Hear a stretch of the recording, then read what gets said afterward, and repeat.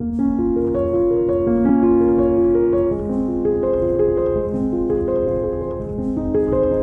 song David taught to the men of Judah upon hearing of the deaths of Saul and Jonathan. Your glory, O Israel, is slain on your high places. How the mighty have fallen. Tell it not in Gath, publish it not in the streets of Ashkelon, lest the daughters of the Philistines rejoice, lest the daughters of the uncircumcised exult. You mountains of Gilboa, let there be no dew or rain upon you, nor fields of offerings. For there the shield of the mighty was defiled, the shield of Saul not anointed with oil. From the blood of the slain, from the fat of the mighty, the bow of Jonathan turned not back, and the sword of Saul returned not empty. Saul and Jonathan, beloved and lovely, in life and in death they were not divided. They were swifter than eagles, they were stronger than lions. You daughters of Israel, weep over Saul, who clothed you in luxurious scarlet, who put ornaments of gold on your apparel. How the mighty have fallen in the midst of the battle. Jonathan lies slain on your high places. I am distressed for you, my brother Jonathan. Very pleasant have you been to me. Your love to me was extraordinary, surpassing the love of women. How the mighty have fallen, and the weapons of war perished. Israel lost a king in the battle against Philistia, but David lost his best friend. Faithful Jonathan was of such a heart to make a loyalty covenant with David, who saw David as the rightful king, even as his father was on the throne. Jonathan had saved David's life, encouraged him, and ultimately looked forward to being his closest advisor when David finally took the throne. But David's friend, a friend whose love towards David carried a greater weight than any woman could attain, his friend and confidant, was dead upon Mount Gilboa. The Philistines had killed both he and his father Saul, and David couldn't help but mourn. Mourn not just for Jonathan, but even for Saul. Though Saul had treated David wickedly in life, David honored him in death. The man after God's heart took no pleasure in Saul's death, even as it opened the way for his rise to the throne. And David would indeed rise. The shepherd of sheep, the warrior for Israel, the musician of the lyre, and the fugitive from Saul, would soon become the next king of Israel. A king with an impact that reverberates through the rest of the Bible story. David would be king, but his kingship would start with war.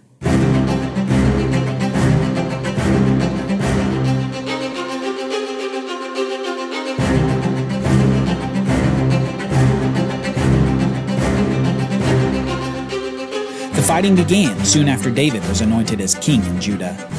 Judah's southern territory was only one of the 12 territorial allotments of the land, and David's kingship starts in this small way. He's only king over his own tribe. He's anointed in Judah while someone else is made king over the rest of Israel. The northern king's name is Ishbosheth, and he is a son of Saul. The commander of Saul's army, a man named Abner, had escaped death at the hands of the Philistines and was able to return further into Israelite territory in order to regroup the forces of the Israelite army.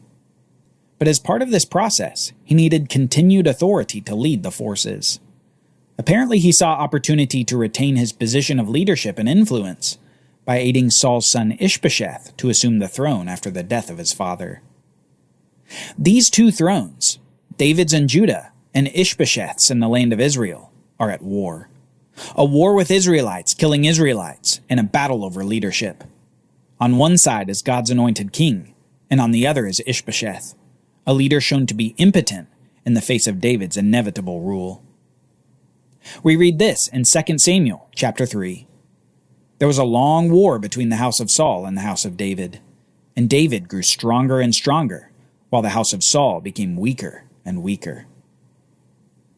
This war tugged at the threads that threatened to pull the nation apart. Judah was the tribe of the ancient promised king, while Israel was the co-inheritor of all the other promises. Judah was the tribe of the Yahweh-anointed King David, while Israel was the nation of Yahweh's previously anointed King Saul. Battle lines were drawn, blood was shed, and what could have been a permanent split came together due to the suspicions of the northern king of Israel. Ishbosheth accuses his commander Abner of impropriety towards one of his father's concubines. We read this, beginning in verse 6. While there was war between the house of Saul and the house of David, Abner was making himself strong in the house of Saul. Now Saul had a concubine whose name was Rizpah. And Ishbosheth said to Abner, "Why have you gone into my father's concubine?" Then Abner was very angry over the words of Ishbosheth and said, "Am I a dog's head of Judah? To this day I keep showing steadfast love to the house of Saul your father, to his brothers and to his friends, and have not given you into the hand of David. And yet you charge me today with a fault concerning a woman. God do so to Abner and more also, if I do not accomplish for David what the Lord has sworn to him, to transfer the kingdom from the house of Saul, and set up the throne of David over Israel and over Judah." And Ishbosheth could not answer Abner another word, because he feared him. It's unknown whether this charge by Ishbosheth had any basis in reality, but his charge is an accusation equivalent to saying that Abner is trying to usurp the throne. He accuses Abner of sleeping with Saul's concubine, and Abner's anger boils at the king.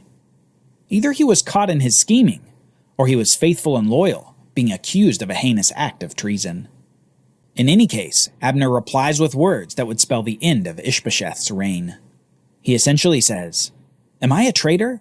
I've been loyal to all Saul's house, yet you accuse me of a crime. I'm done with you, Ishbosheth. Yahweh said David should be king, and now I will help David rise."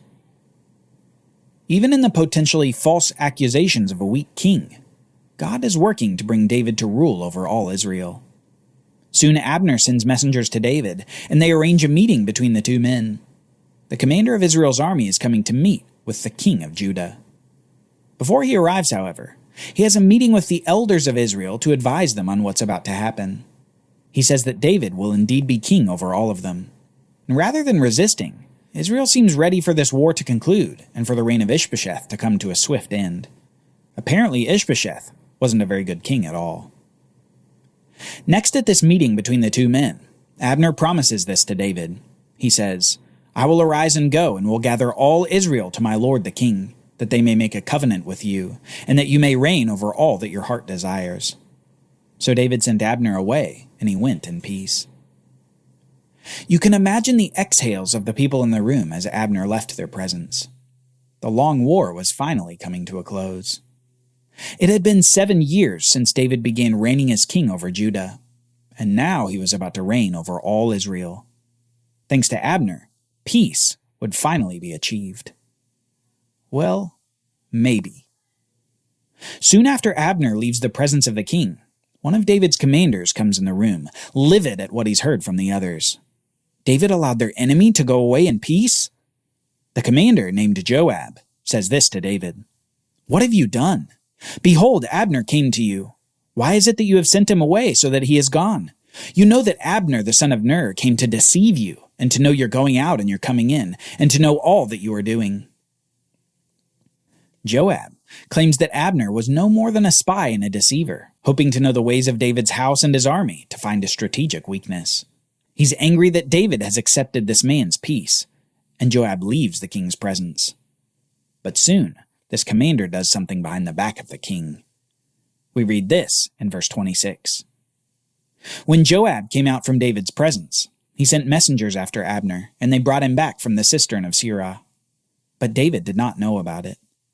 And when Abner returned to Hebron, Joab took him aside into the midst of the gate to speak with him privately, and there he struck him in the stomach, so that he died, for the blood of his brother, whom Abner had killed in the war. Joab's anger toward David wasn't necessarily because Abner was a spy. Rather, it was because he was a hothead with a purpose for vengeance. Joab wanted Abner's blood to avenge his brother. And David had just let him slip away. So taking matters into his own hands, Joab slays Abner after peace had just been negotiated. One man's thirst for vengeance put the negotiated peace on a knife's edge. Could peace be had when the commander of Israel's army was assassinated by one of David's men? Then David said to Joab and to all the people who were with him, "Tear your clothes and put on sackcloth and mourn before Abner." They buried Abner at Hebron, and the king lifted up his voice and wept at the grave of Abner, and all the people wept. And the king lamented for Abner, saying, "Should Abner die as a fool dies? Your hands were not bound, your feet were not fettered. As one falls before the wicked, you have fallen." And all the people wept again over him. Then all the people came to persuade David to eat bread while it was yet day. But David swore, saying, "God do so to me and more also, if I taste bread or anything else till the sun goes down." And all the people took notice of it, and it pleased them, as everything that the king did pleased all the people. So all the people and all Israel understood that day that it had not been the king's will to put to death Abner, the son of Ner. David's demonstration of true mourning before the people shows that he wasn't at fault for this breach of peace. Instead, his lamentation lays bare his innocence in the whole matter. Though Abner is dead, David's mourning ensures the continuity of the negotiated peace. Meanwhile, however, up in the north, Ishbosheth hears of the demise of his most valued commander, the one who secured his grip upon the throne. Ishbosheth almost certainly sees that his days as king are numbered. Little does he know that even those days will be cut short. In the heat of the day, 2 men, captains in his force, come into his chamber while he's resting. The 2 men sneak up, stab him in the stomach, and decapitate Ishbosheth before escaping with the king's head. And soon they're hightailing it out of there and heading to Judah. The 2 men proudly present the head of Ishbosheth to David, no doubt expecting a reward for their effort. But David reacts just how we've come to expect. Vengeance is for Yahweh, and not for man to carry out himself. David answered the 2 men, "As the Lord lives, who has redeemed my life out of every adversity, when one previously told me, 'Behold, Saul is dead,' and thought he was bringing good news, I seized him and killed him at Ziklag, which was the reward I gave him for his news. How much more, when wicked men have killed a righteous man in his own house on his bed, shall I not now require his blood at your hand and destroy you from the earth?"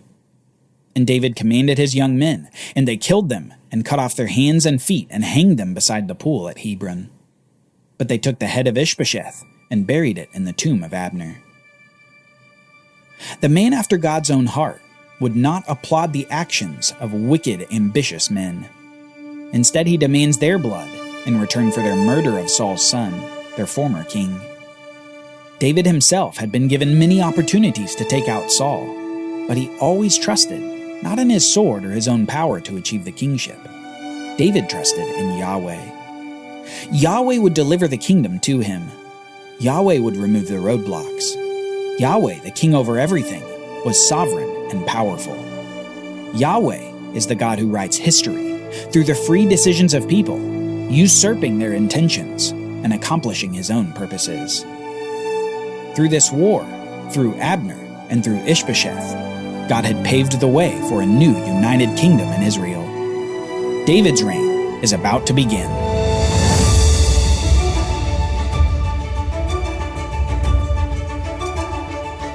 Join us next time as David rises to the throne of Israel and the nation gets a new capital. For Bible readings, reflection questions, and quizzes, don't miss the Bible Brief app. Available on iOS and Android, so you can go deeper into the story. The Bible Brief is a project of the Bible Literacy Foundation, a nonprofit dedicated to helping you learn the Bible. Give to support the Bible Brief by visiting BibleBrief.org or tap the Give link in the show notes. Thank you for supporting the Bible Literacy Foundation.